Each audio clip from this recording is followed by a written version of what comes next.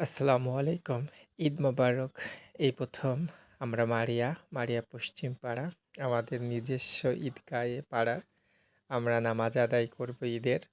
এর আগে আমরা ২ পাড়া মিলিতভাবে একত্রে ঈদের নামাজ আদায় করলেও এই ১ম আমরা নিজেরা গ্রামবাসীরা সবাই মিলিতভাবে একটি জমি ক্রয় করে আমাদের পাড়ার ঈদগাহ প্রতিষ্ঠা করেছি এবং এই ১ম আমার সন্তান, আমি এবং আমার বাবা, আমরা ৩ পুরুষ একসঙ্গে ঈদের নামাজ আদায় করতে যাচ্ছি।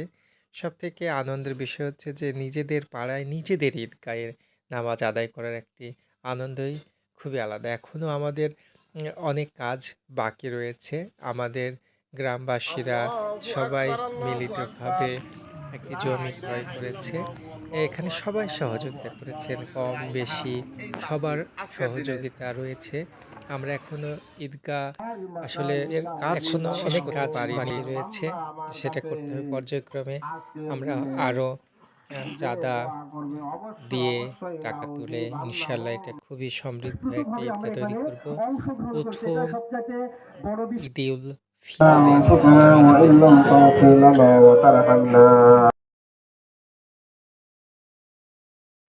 নামাজ শেষে সবাই মোনাজাত, মহান রব্বুল আলামিনের প্রাণ দ্বারা সবার সুস্থতার জন্য, সবার জন্য দোয়া রইল এবং আবারও সবাইকে জানাচ্ছি ঈদের অনেক অনেক শুভেচ্ছা। ঈদ মোবারক।